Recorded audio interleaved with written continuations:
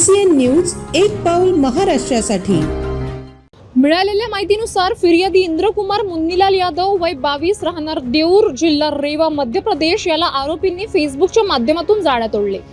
तुम्ही 1 लाख रुपये द्या, त्या बदल्यात आम्ही तुम्हाला 5 लाख रुपये देऊ असे आमिष आरोपींनी इंद्रकुमारला दाखवले होते। या पैशांच्या हवासापोटी इंद्रकुमार हा शुक्रवारी सायंकाळी शेगावला आला होता।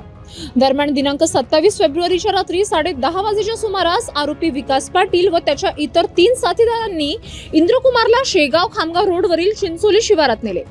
तिथे पैसे आणले का अशी विचारणा करत त्याला लाथाबुक्की आणि बेदम मारहाण करण्यात आली। आरोपींनी जबरदस्तीने इंद्रकुमारच्या मोबाईलवरून स्वतःच्या QR कोडवर 4000 रुपये ट्रान्सफर करून घेतले।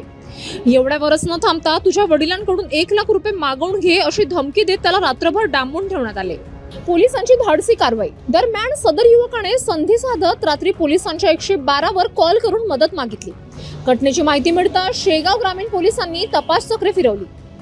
आरोपींच्या तावडीतून सुटण्यासाठी फिर्यादी एका गोडाऊन मध्ये लपून बसला होता। पोलिसांनी शोध मोहीम राबवून 28 फेब्रुवारीच्या सकाळी 7 वाजेच्या सुमारास इंद्रकुमारची सुटका केली। दरम्यान ट्रान्सफर केलेल्या अकाउंटची माहितीच्या आधारे तिघांना ताब्यात घेतले आहे।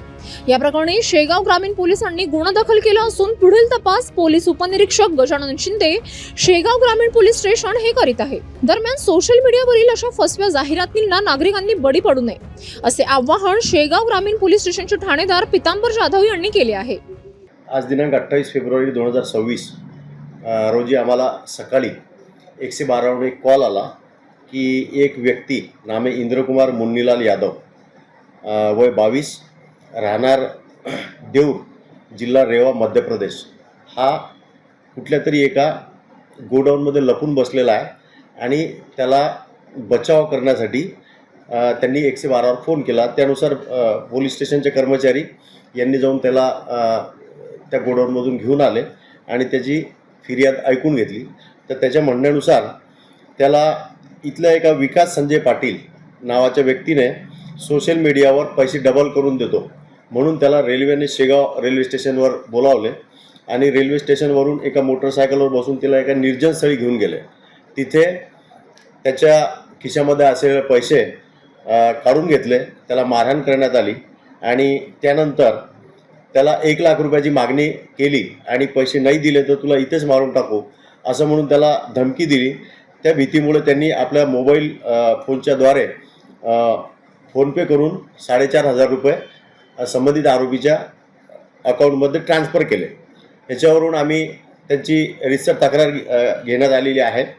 त्यानुसार पोलिसांनी त्वरित कारवाई करून यामधील 3 आरोपींना अटक करण्यात आलेली आहे। 4थ्या आरोपीचा शोध चालू आहे।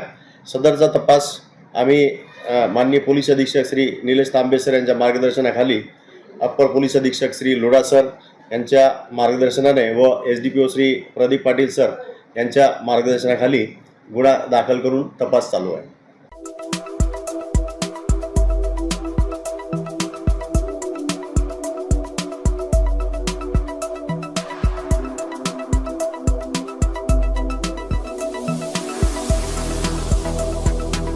तसेच आपल्या भागातील महत्त्वाच्या बातम्या पाहण्यासाठी CCN न्यूज डेस्क चॅनलला सबस्क्राइब करा आणि बेल आयकॉन प्रेस करा।